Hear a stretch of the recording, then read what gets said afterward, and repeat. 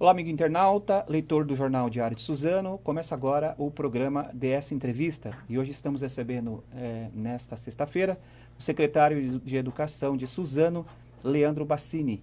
Você pode participar dessa entrevista encaminhando sua mensagem no WhatsApp do Jornal Diário de Suzano, que é o 97569-1373, 97569-1373, ou se você preferir, achar mais prático, pode encaminhar a sua mensagem na própria live da página do Jornal Diário de Suzano. Secretário Leandro, muito obrigado pela presença aqui, por ter aceitado o nosso convite. Eu queria que inicialmente o senhor desse uma saudação para o nosso internauta que está nos acompanhando. Eu que agradeço o convite, Edgar. Olá a todos. Meu nome é Leandro Bassini, sou secretário da Educação aqui de Suzano. E a nossa ideia sempre é contribuir para que a educação da cidade, as escolas, tenham um dinamismo e uma qualidade que a gente tem procurado há muito tempo. Então, saúdo a todos vocês, que eu sei que esse objetivo é compartilhado por todos nós, né? Vocês que estão aí e eu aqui como secretário, a gente tem esse mesmo objetivo de tentar dar uma rede, ter uma rede municipal de ensino extremamente qualificada, que a gente sinta orgulho. E é esse o objetivo que eu venho aqui hoje, Edgar, explicar um pouco de todos os projetos que a gente vem desenvolvendo aí, eu acho que com um pique, né, um dinamismo bastante grande. Tá certo. Bruno, depois você compartilha no meu caminho. Secretário, são muitos os assuntos que a gente vai tratar, né? Vamos ver se a gente consegue em meia hora tratar os assuntos aqui. Mas eu queria começar inicialmente pelo programa Melhoria da Educação da Fundação Itaú, que Suzano foi entre 8 cidades, é isso? Isso. Selecionada para participar, né? Eu queria que o senhor falasse um pouco desse programa, para que ele vai servir, né? É um programa, me parece, de capacitação, né? E quando começa? Edgar, eu estou muito feliz, porque a Fundação Itaú Social é uma fundação hoje com um grande nome em todo o país pelos programas que ela vem desenvolvendo. Uhum. Essa fundação, todo mundo conhece, existe um programa de leitura com criança, né, que sempre tem os comerciais, né, de divulgação. Um livro pelo correio. Exato. Aquilo lá é uma parcela do que a fundação faz. Ela tem muitos programas. Um dos programas que agora é piloto para eles, é um teste, né, é a melhoria da educação. Uhum. E nesse programa que eles têm, a ideia é trabalhar com formação do corpo técnico da Secretaria Municipal de Educação, com os diretores das escolas e com os coordenadores das escolas de educação infantil. Que ideia que eles têm? Eles têm a ideia de entender a educação infantil e o início do Fundamental 1, resumindo um pouco, pegar pré-escola, alunos de 4, 5 anos, que é chamado pré-escola, e alunos do primeiro ano do ensino fundamental, enxergá-los como um conjunto, como uma continuidade, que hoje é quase que uma ruptura, né? 4 e 5 anos, pré-escola, chega no primeiro ano, tem que aprender a ler, escrever, todo mundo senta um atrás do outro, muda completamente. E eles têm a intenção de enxergar esses 3 anos como uma possibilidade de continuidade, de bloco, né? Nesse sentido, eles querem desenvolver conosco e com mais 7 cidades do Brasil inteiro tecnologias educacionais que permitam trabalhar em conjunto essas crianças, com ludicidade, com brincadeira, mas também toda a brincadeira e a ludicidade que acontecer ali, já com um objetivo lá na frente, no primeiro ano, de domínio da leitura, da escrita. Então, é um projeto piloto que eles têm. Suzano foi escolhida. E como é que foi escolhida? É bem interessante isso, né? Por que Suzano foi escolhida? Eles tinham, a fundação, ela tem um estudo, ela faz um mapeamento das cidades de todo o Brasil e faz um perfil de cidade. Nesse perfil de cidade, um grupo do Itaú veio nos entrevistar para entender melhor o que era a cidade de Suzano e como é que funcionava a sua rede. E eles passaram um dia conosco, visitando a Secretaria Municipal, conversando com os técnicos ali da Secretaria Municipal de Educação e conversando com o secretário. Nós ficamos só a equipe do Itaú, da Fundação, e eu como secretário, nós ficamos cerca de 2 horas conversando sobre o que se pensa da educação, o que se acredita sobre a educação, né? Uma pergunta que eu acho que foi bem legal que eles fizeram, quais são seus sonhos na educação? E à medida que eu ia expondo quais eram os meus sonhos, batia muito com a proposta da Fundação Itaú, né? E aí que eu acho que foi o casamento, né, Desculpa adequado. a curiosidade, você falou quais são seus sonhos da educação. É legal a gente saber, ouvir do secretário de educação, principal pasta que tem na cidade, né? Quais que são os seus sonhos? Então, eu acho que a educação hoje, ela vive numa concepção do século XIX, em prédios do século XX, com crianças do século XXI, né? Então, está tudo desajustado. Então, a metodologia de ensino, ela está adaptada, ou estava adaptada para um contexto do século XX, não do século XXI, né? As condições de trabalho, o que se pensa daquela educação mais conteudista, ainda vigora, né? E a ideia é inverter um pouco esse processo. Ter prédios adequados à dinâmica de sala de aula. Eu não enxergo turmas isoladas dentro das escolas. A minha ideia é que as turmas, aos poucos, possam conviver em diferentes espaços escolares. Eu não concordo que uma professora entre numa sala de aula e fique ali 4 horas desenvolvendo um conteúdo que só ela está observando ali, né? Só ela está tratando. Para mim, a escola como um todo tem que ser um espaço educador. Por que só ficar numa sala de aula o tempo todo, né? Ali, com um grupo, com uma professora só? Por que não expandir isso? Por que as crianças não assumem um protagonismo do seu conhecimento, né? Então, esses são meus sonhos, de ter uma escola onde toda ela se pense como educadora, onde os professores considerem todos os alunos da escola como seus e não só daquela sua turma, que a metodologia de ensino converse muito com os alunos dos dias de hoje e tragam temas relevantes de conhecimento, além do conhecimento universal, temas relevantes hoje para o século XXI. Esse programa vai ter colaboradores, né? Parece que 150 colaboradores ou não? A Fundação Itaú, ela tem empresas que ela contrata para trabalhar com o município, né? Então, por exemplo, quem vem trabalhar no nosso município como formação de professores e diretores e coordenadores é o Instituto Avisa Lá. O Instituto Avisa Lá, ele é bastante famoso entre os educadores pelo trabalho que vem desempenhando há décadas, né? Então, a Fundação contratou a Avisa Lá para vir para cá. Agora, fora isso, existe o Instituto Rodrigo Mendes, que fala de educação especial, que vem, né, nesse bojo, né? Vem várias instituições já de renome junto com a Fundação Itaú. Agora, aqui para Suzano, a quem vai ser destinado isso? A todos os coordenadores. Hoje nós temos 16 coordenadores na rede, mas ampliando com o dobro disso, para atender todas as escolas, né? A todos os diretores, a todos os supervisores. O grupo, né, que se espera contato direto com a Avisa Lá é cerca de 150, 200 pessoas a fazerem o curso diretamente com eles. Agora, esses 150 ou 200 pessoas que são nossos, eles serão multiplicadores e levarão esse conhecimento aos professores. Quando que começa na prática esse programa? Agora, depois do Carnaval. Dia 11 vem o primeiro grupo da Fundação para a gente fazer uma reunião de trabalho com uma agenda já proposta para a gente iniciar o trabalho. Lógico que a gente vai fazer a reunião com os professores, com os diretores, contando em todos os detalhes depois dessa reunião, né? O importante era fechar a parceria, né? Não foi só a primeira fase, houve 3 fases. Depois dessa visita a Suzano, houve uma segunda fase de subsídio de documentos e de conhecimento da rede pelo monitoramento à distância. Depois houve uma reunião com o nosso prefeito, a equipe da Fundação Itaú, com o nosso prefeito e a equipe da educação para definir, vamos encarar, vamos arregaçar as mangas e vamos fazer esse trabalho junto. Vocês querem ser um dos pilotos desse projeto? Sim, queremos, né?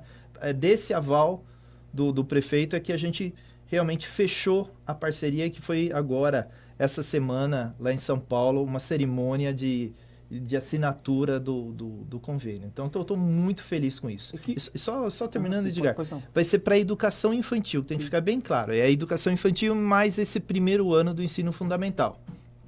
que resultado que o senhor espera aí depois ao final desse programa? O que pode São se esperar? 2 anos, né? São 2 anos de criação de tecnologias educacionais, de aplicação dessas tecnologias, de acompanhamento dos resultados. O que se espera é uma facilidade maior das crianças no processo de alfabetização, que as crianças hoje, pela lei, enfim, elas teriam até o 3º ano do ensino fundamental para ter habilidade de leitura e escrita, serem alfabetizadas.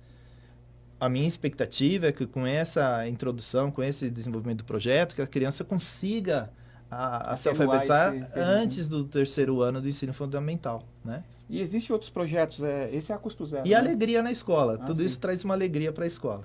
Existem outros projetos de parcerias a custo zero, como esse que o senhor pode citar que a Prefeitura de Suzano, na Secretaria de Educação, está implementando? Sim, essa semana também a gente fechou uma outra parceria com o Ecofuturo, né? Que nós vamos ganhar uma biblioteca de 1000 livros, né? Que vai ficar instalada numa escola da cidade de Suzano. E essa biblioteca de 1000 livros não é exclusivamente para os alunos da escola, ela é aberta a toda a comunidade.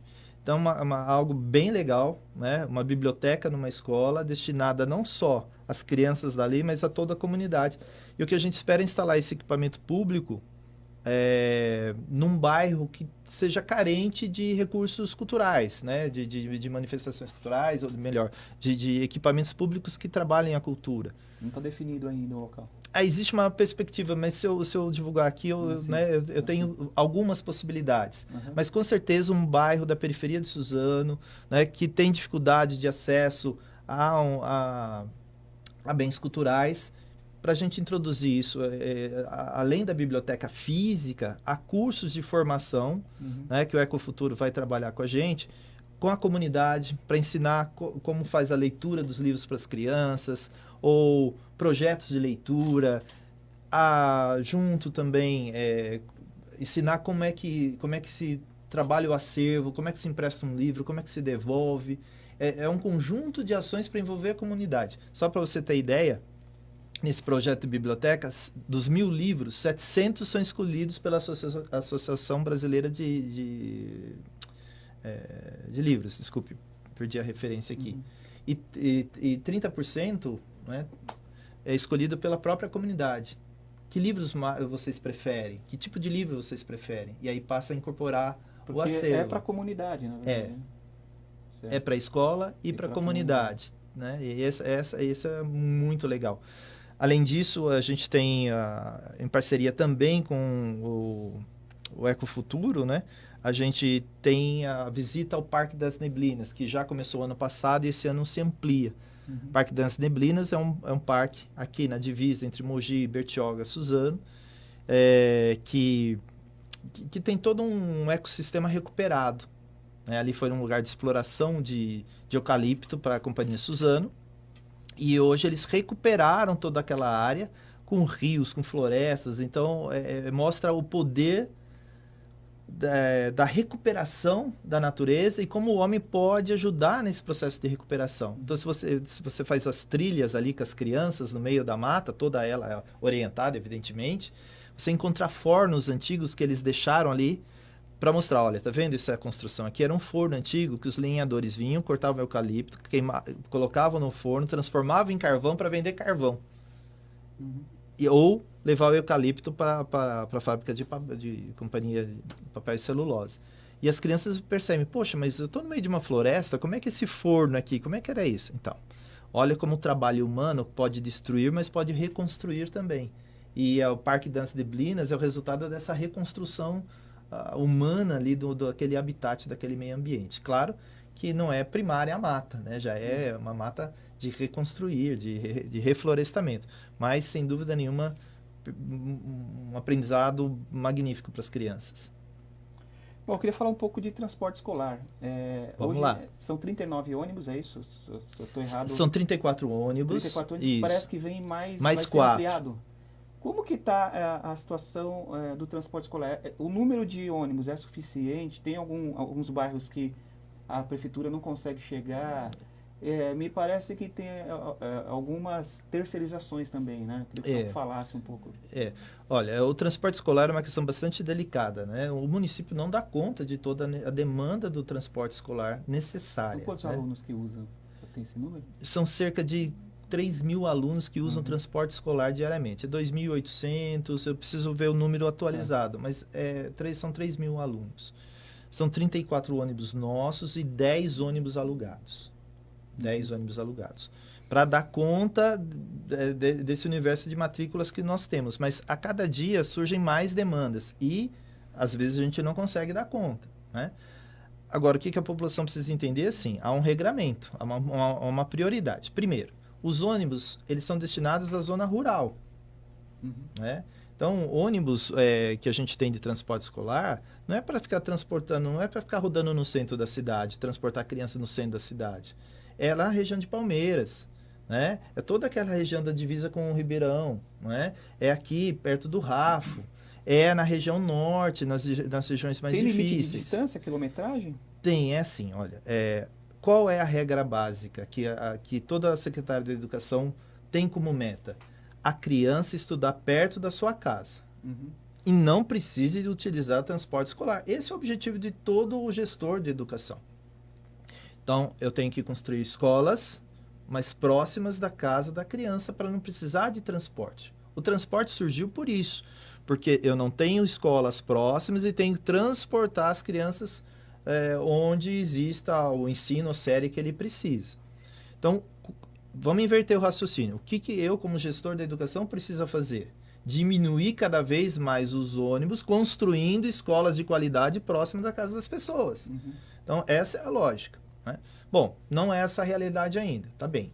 Então, eu preciso... Porque se está usando o transporte é porque ainda está faltando escola, Exato. né? É isso, né? O raciocínio é esse. Aquele ano ou série, Sim. Que às vezes eu tenho uma escola ali perto da casa dela, mas vai até o 3º ano, por exemplo. E a aluna já está no 5º ano. Então, o que eu tenho que fazer? Eu tenho que tentar ampliar as salas de aula, o número de salas de aula, ou ampliar as unidades escolares, para que ela fique mais próximo, perto da sua casa, até o 5º ano, por exemplo. Esse é o raciocínio. Agora, dentro do transporte que existe regras, existe uma instrução dizendo quem tem direito. É uma instrução municipal, mas que deriva de toda uma legislação federal e estadual. Então, hoje, só para entender, crianças de 4 a 5 anos têm direito a transporte quando? Quando superar 1 quilômetro de distância da sua residência. A escola mais próxima, que as atenda. Do ensino fundamental, que é do 1º ano ao do 5º ano, é 2 quilômetros de distância, né? Então, se a criança tiver a 1 quilômetro e 700 metros, não, essa criança, em tese, não tem direito, né? Tem exceções? Tem exceções. Que tipo de exceção? Quando tem um obstáculo muito grande, né, no meio da escola e da residência da criança. Por exemplo, uma rodovia perigosa. Isso é considerado um obstáculo. Então, se ela mora num bairro que tem que atravessar uma pista perigosa para chegar à escola do outro lado, e é menor do que 2 quilômetros, eu preciso dar transporte para ela. Uma criança com uma deficiência, também preciso dar transporte para ela, dependendo da deficiência e da autonomia que ela tenha, para chegar até a escola, né? Então, pode ser menos de 2 quilômetros nesse caso. Ou um rio, ou obstáculos que sejam representativos de perigo para que ela chegue na escola, né? Ah, mas 1 quilômetro, 700 metros é longe para uma criança. Eu sei disso, entendo. Mas é um regramento que a gente precisa para atender aqueles que moram mais distantes ainda, tá? Porque tem aluno que está bem mais, está o dobro, o triplo, mais longe do que isso. Né? Isso, lógico. Aí eu vou buscar esse aluno. A maior parte está concentrada, então, em Palmeiras, na região de Palmeiras. Em toda a região sul, né? Então, vai lá da divisa de Ribeirão Pires até a região de Palmeiras, Rafo, Vila Fátima, né? Buenos Aires, Leblon, é mais essa região. Agora, eu também tenho transporte na região norte, né? Que também é uma região com muitos morros, enfim, e também difícil acesso. E vai ter reforço no número de ônibus? São mais... Então, no primeiro ano de gestão desse governo, não era o secretário, era o professor Nazi. Naquela época, nós adquirimos 5 ônibus escolares. O ano passado, já comigo, mais 4 ônibus escolares. Esse ano está previsto chegada de mais 4. Esses ônibus fazem parte de um programa federal. Então, a gente entra no sistema, né? Tem um determinado orçamento que pode gastar e aí a gente faz os pedidos. E conforme vai sendo liberado, a gente vai adquirindo esses ônibus para o município. Então, sim, é um problema para o município. Muita gente, no passado, por ter um menor número de crianças matriculadas, é um raciocínio que todo mundo precisa fazer também, um exercício. À medida que eu aumento o número de vagas nas escolas, eu tenho em potencial mais crianças que têm direito ao transporte. Uhum. Então, eu vou aumentando o número de ônibus, mas eu não vou dando conta das crianças que já estavam. Alguns bairros tinham crianças, por exemplo, 1,7 km e iam de transporte para a escola. Hoje já não dá mais, porque eu tenho crianças que ingressaram no sistema, que moram mais longe. Né? Ou bairros que tinham ruas mais perigosas e hoje houve uma reurbanização ali e as ruas são menos perigosas. Né? Então, a gente vai adquirindo mais ônibus, mas não é por isso que a gente vai dando conta de toda a necessidade. O senhor tem uma estimativa da taxa de crescimento educacional de alunos? Aí cada ano cresce? Varia muito porque todo ano tem crescimento. Tem. Mas varia muito. Existem algumas condicionantes que eu não vou poder dar um número preciso. Mas, por exemplo, hoje Suzano é uma cidade de atração de pessoas, de condomínios. Uhum. Isso, cada condomínio que vem, são 500 famílias que chegam ao município e você multiplica 500 famílias por 2 filhos, você vê a enormidade que é de um ano para outro. Então, dependendo do número de inaugurações de condomínio e de ocupações de condomínio, isso traz um número gigantesco para a cidade. Então, é muito variável. Pode acontecer momentos de regressão. Por exemplo, tem um desemprego na cidade, que não é o caso, mas aí eu tenho perda de número de alunos na escola. Então, não tem uma taxa assim, que dê que seja homogênea, que seja visível. Mas nós aumentamos em quase 2.000 vagas o número de alunos das escolas. A gente entrou com 24 mil, a gente está indo para 26 mil.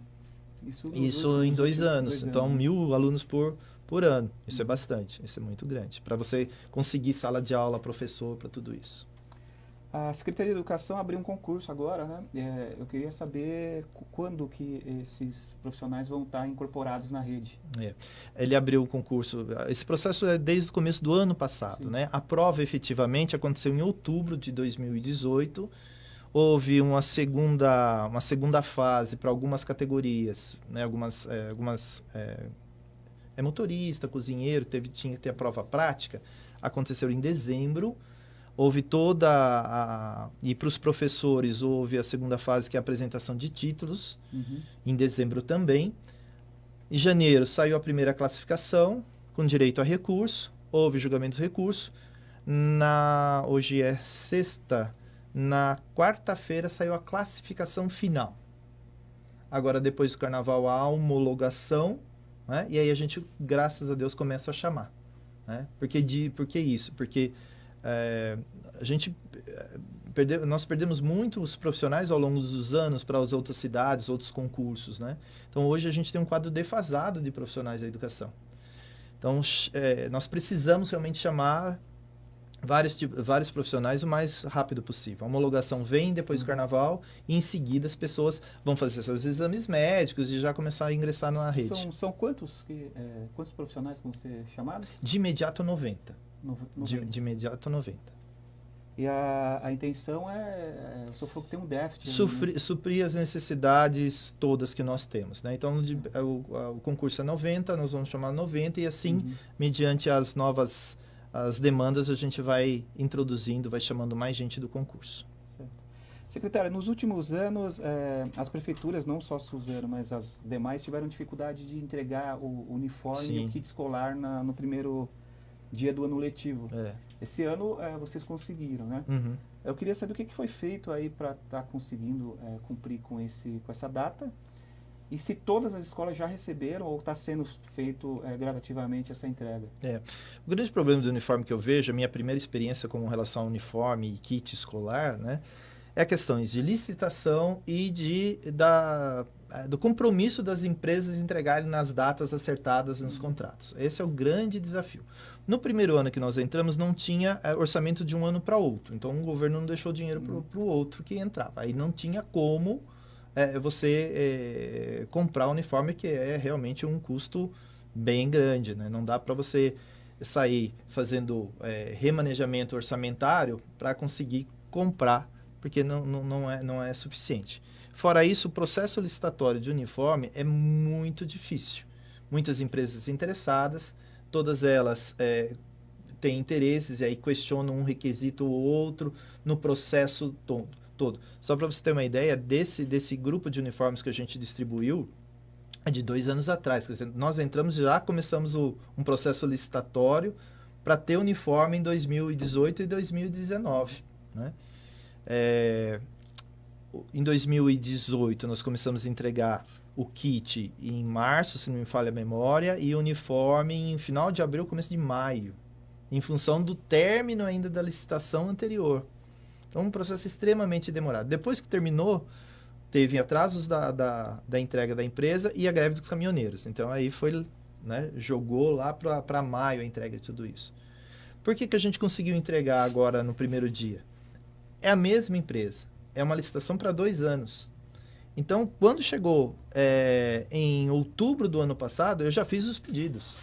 Eu já fiz os pedidos, já começou a produção, já empenhei o valor necessário, e aí a empresa tinha os tempos de entrega, que foi em janeiro, né? A empresa de material escolar, as empresas, né, porque não é uma só, né, são várias empresas que compõem um pool, elas entregaram de uma forma correta. A de uniforme ainda me dá problema. Então, eu comecei a entregar o uniforme dia 30 de janeiro. Terminei ontem. Por quê? Porque, entregou o primeiro lote, o segundo lote atrasou, e aí a gente vai brigando até que as coisas se cumpram. Mas o que é legal, Edgar, é assim, a gente entrega o uniforme para a escola. Na escola a gente montou uma comissão de pais, professores, diretores, né, para receber o uniforme. Essa comissão, ela é responsável por recepcionar, conferir, distribuir, né, e devolver se tiver algum problema. Então, a comissão, a numeração veio errada. Secretaria, a numeração veio errada. Tá, legal. Faz a lista do que veio errado, manda pra gente. Daqui a pouco a gente vai pedir para vocês devolverem e a gente dá o número certo para vocês distribuírem nas escolas. Veio com defeito aqui. Devolve para mim o que veio com defeito e a gente distribui. Legal que você passa o controle da distribuição e controle de qualidade para os pais e para toda a comunidade escolar. Isso é bastante interessante. Cabe à secretaria verificar o que deu de errado, recolher, alterar e enviar um novo uniforme, um novo material escolar. Todas as séries da rede recebem? Todas as séries, inclusive a EJA. Inclusive o EJA também. Inclusive a EJA. Dos pequenininhos, dos menorzinhos da creche até a EJA. Certo. Secretário, eu queria saber como que está a obra da creche escola no Residencial Nova América, né? Uhum. Foi lançada a obra, né? Como que está lá? O senhor tem vistoriado a obra? Tem Qual sim. é a expectativa de entrega? Tem. A creche do Parque Nova América é uma creche de um programa do governo estadual. Uhum. Né?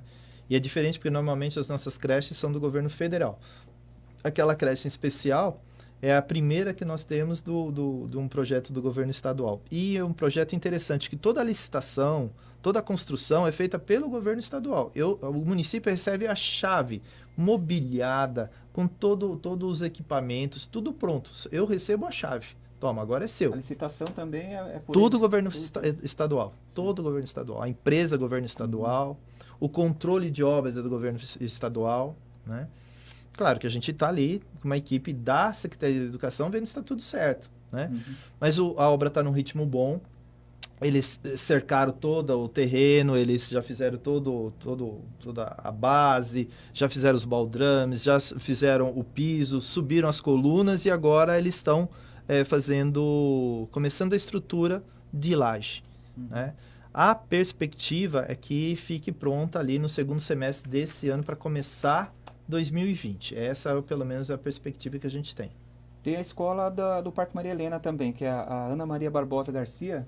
Como que está? Essa está mais atrasada. Essa é uma licitação municipal, né? Uma empresa do ABC que ganhou a licitação. Ela teve problemas no início para decolar a obra, para começar. Eles tiveram problema com os baldrames, enfim, aquela estrutura inicial. Teve que aterrar, porque ali era muito baixo, não estava previsto aterramento, e aí foi feito um aterramento para começar toda a estrutura. Hoje também ela está na fase de colunas, né? E a previsão para essa creche é novembro de 2019. Certo. Eu queria que o senhor falasse um pouco também das só fazer uma questão, perdão. Inicialmente era abril de 2019 e com esse atraso todo passou para novembro de 2019. A minha expectativa é começar 2020 com ela pronta. Tá, e aí a gente tira mais esse fantasma da... Para quantos alunos que... Ali, eu não me lembro de cabeça, mas ali é para 450 crianças mais ou menos. Certo. Queria que o senhor comentasse um pouco também das notas do IDEB, né? O senhor acha que Suzano tem tido avanços nas notas, de acordo agora com a nova administração? Foi 6,3, é isso, né? 6,3, né? O senhor acha que dá para melhorar mais, ou é uma nota que já era prevista? Assim, a meta estimada para Suzano em 2017 era 5,9. Isso é o governo federal que coloca essa meta. Então, a meta Suzano era alcançar 5,9. A gente foi para 6,3. Né? Mas aqui, eu como educador, eu tenho que fazer justiça a todos os professores. Né? Esses anos todos, descontinuidades de governos, enfim, os professores conseguiram manter, né, um nível de metas bastante interessante para Suzano. Suzano, desde 2009, ele atinge a meta estipulada pelo governo federal. E isso, Edgar, é trabalho do professor. Né? Porque, às vezes, nas descontinuidades, todo aquele trabalho pedagógico que foi pensado um dia, esboroa. E o professor fica sozinho, ele dá conta do recado. Aí, de novo, uma nova reconstrução, embora. Né? O 6,3 não é necessariamente um trabalho dessa Secretaria da Educação, é um trabalho de um coletivo. Né? Agora, se você perguntar para mim, bom, e esse trabalho que está sendo desenvolvido agora com as formações que estão sendo dadas no Mirambava à noite, né, aos sábados, o que você pretende? O que você acha? Eu acho, sim, espero, tenho expectativa que a gente consiga uma nota melhor na próxima avaliação, que é esse ano. Então, esse ano, você vai ter o reflexo já dessa secretaria, desse governo atuando, com cursos e tudo mais. Mas, Edgar, sinceramente, é muito difícil fazer uma previsão. A minha expectativa é ir melhor, e é isso que a gente trabalha, para ir bem melhor. Né? Agora, existem N circunstâncias que vão dizer qual que vai ser esse caminho. Né? Agora, o que a gente vê, sim, hoje, por exemplo, além de uniforme, as crianças têm o kit escolar e elas começaram o ano, Edgar, com material na mão, material de leitura. Todas as crianças receberam um livro do programa chamado Ler e Escrever. Todos os professores também. Todos receberam um livro do EMAI, que é um projeto de educação matemática. Então, começaram o ano com uniforme, kit e material na mão. Isso faz com que, além dos cursos que a gente, do ano passado, desenvolveu para os professores e que esse ano vai dar continuidade. Então, isso cria uma expectativa de, poxa, tem tudo para ser melhor, tem tudo para dar certo, tem tudo para atingir um número, uma nota maior. Essa é a minha expectativa. Mas ressalto, isso é trabalho do professor na sala de aula. Ele tem muito mérito em manter essa evolução das notas no município de Suzano. Tem que tirar meu chapéu para isso. Tá certo. Nosso tempo está avançando aqui. Vamos ver se eu consigo fazer mais umas duas perguntas. Essa semana, o senhor deve saber, o Tribunal de Contas do Estado está fazendo uma série de fiscalizações, não só aqui na região, sim, mas no estado de São Paulo inteiro, né? São 252 escolas no estado e Suzano também entrou nessa lista de fiscalização, que foi feita essa semana, ontem, né? Eles escolheram a escola MF Abraão Salomão Domingues do Tabamarajoara para fazer esse trabalho. Então, fiscalizando, na verdade, é o material escolar e o uniforme. Né? O resultado dessa fiscalização vai sair depois. Eu queria saber a sua expectativa em relação ao que pode ser objeto no final de considerações pelo tribunal. Olha, eu recebi a visita do auditor ontem, né? Lá na secretaria, ele fez as perguntas, quando é que chegaram os uniformes, como é que foi a licitação. Então, todos esses dados nós demos para ele. Eu não sabia que foi a Escola Abraão. Agora que você me falou que ele pode fazer algumas considerações. Que dia que chegou o uniforme? Chegou no dia 6 de fevereiro, quando começou as aulas, ou chegou um pouco depois? Chegou no dia 20 de fevereiro? Porque isso pode acontecer. A gente começou a entregar no dia 30, terminamos ontem, né? Então, ele fala, o uniforme chegou no dia 28 de fevereiro. Poxa, não é? Tinha que ter começado no dia 6. Ele pode fazer algumas considerações nesse sentido. Mas eu acredito que pela primeira vez a gente entregou uniforme no primeiro mês de aula, com kit escolar no primeiro dia de aula. Eu espero um resultado muito positivo dessa avaliação do Tribunal de Contas. Certo. Secretário, tem inaugurações previstas? Eu queria que o senhor falasse agora para esse ano ou para os próximos anos. A última inauguração parece que foi da escola Heleno José dos Campos, né? A escola Heleno, que fica no Miguel Badra Baixo. Para que está previsto de escolas, não só para esse ano, mas aí até para o final desses primeiros 4 anos aí? Então, para esse ano estão previstas 3 escolas, né? Estão prevista a Ana Maria Barbosa, que você falou, a do Parque Nova América e lá no Parque Quaresmeira, uma creche também, uma escola de ensino fundamental, do lado da creche que existe lá, chamada José Brás. Então, são essas 3, em termos de escola, essas 3. Além disso, a gente vai começar a construir agora 25 salas de aula para ampliar as escolas, nossas escolas. Porque eu acho que isso é uma forma interessante de aumentar o número de vagas sem que aumente o custeio como um todo. Uma escola é extremamente cara, né? Com os professores, diretores. Precisa construção de prédio, né? Então, nas escolas onde há espaço, você constrói mais salas de aula e, lógico, toda a estrutura que a escola precisa. Precisa construir mais um banheiro, precisa aumentar o refeitório, mas é um custo menor do que construir uma nova unidade escolar. Então, para esse ano é isso, 25 salas de aulas novas, distribuídas em 10 escolas já existentes, evidente, e 3 escolas novas. Além disso, a gente pretende ampliar o número de escolas que a gente chama de comunitárias, né, que são as conveniadas. Organizações, entidades que participam do chamamento público e podem atender as crianças do município com toda a nossa supervisão, né, ampliando o número de vagas. Então, para esse ano, são essas as inaugurações que a gente pretende do ponto de vista físico. 4 ônibus escolares, mais 3 unidades, mais 3 escolas, 25 salas de aulas novas, ampliando assim, e mais vagas nas comunidades, ampliando o número de vagas disponíveis, tanto para creche, quanto para escola e ensino fundamental. De creche ainda existe um déficit ainda, né? Existe. O que está sendo feito em relação às creches? Então, as creches é destinada a 0 a 3 anos, né? Existe uma demanda assim, sempre grande dos municípios. Eu sou hoje coordenador da Câmara Técnica do Condemate, que reúne 11 cidades do Alto Tietê, e a grita é sempre essa, né? Uma fila de espera para ingresso nas creches. E Suzano também não é diferente, também há uma fila para ingresso nas creches. Hoje a fila deve estar em torno de 2.900 alunos esperando uma vaga na creche. O que a gente está fazendo? Justamente isso, construindo 2 creches, né? Uma é ensino fundamental, que é a Quaresmeira, as outras 2 são creches, e 25 salas de aula, não só de creches, mas que atendam a pré-escola, mas que desafoguem espaços para a gente criar vagas de creche. E mesmo assim ainda vai ter uma demanda. Vai. É uma demanda sempre crescente. E é isso que as pessoas precisam entender. Você não é uma creche para ser construída hoje, mais ou menos, sem o terreno, custa entre 1.900.000 a 2.200.000. Esse é o custo de uma obra física de uma creche.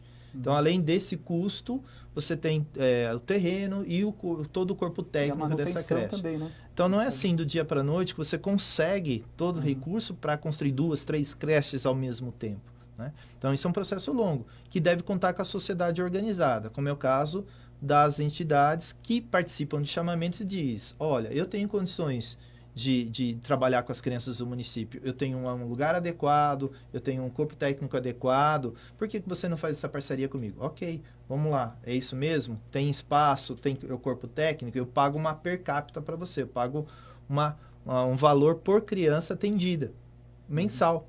Né? Então, essa é uma solução que as cidades têm encontrado para não ter um impacto tão grande de construção de 4, 5 creches por ano. É impossível. Então, essa é uma saída que tem se encontrado. É a melhor saída? Talvez não seja a melhor saída, mas é a saída que a gente encontra no momento. Seria muito bom que o município tivesse recursos para construir 3 a 4 creches por ano. Isso não existe em lugar nenhum. Então, a saída é você ter essa participação da sociedade organizada com as entidades que têm capacidade, condições técnicas e financeiras de ter aí, de cuidar das nossas crianças com a nossa supervisão. Tá certo. Secretário, muito obrigado pela participação, pela entrevista. A gente está encerrando aqui a nossa entrevista. As portas estão abertas no jornal, sempre que tiver novidade, a gente vai chamar o senhor, dependendo da agenda aí, sei que é corrida.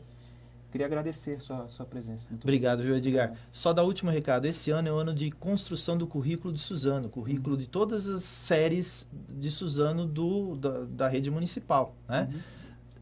Então, a gente está num processo de gestação desse currículo municipal. Né? Então, nós tínhamos antes diretrizes curriculares, nós tínhamos aí caminhos.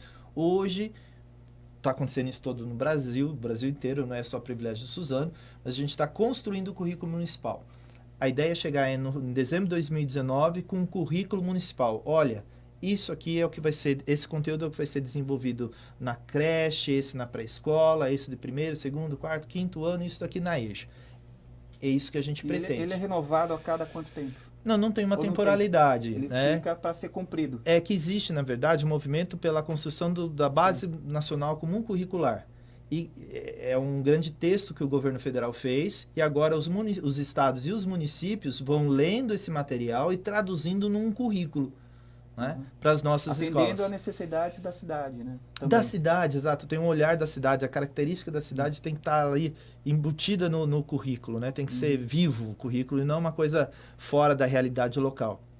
E é para isso que vem a BNCC, justamente para dar uma homogeneidade para o Brasil todo. Uma criança que sai do Rio Grande do Sul vem para Suzano, vai ter mais ou menos os mesmos conteúdos, né? Só guardadas as especificidades do estado e da cidade. Tá certo. Secretário, mais uma vez, muito obrigado pela participação. Eu que agradeço a todos. Tá, João. Queria agradecer também você, amigo internauta, que participou conosco aqui dessa entrevista. A apresentação de Edgar Leite e as imagens de Bruno Nascimento. Até a próxima entrevista. Obrigado.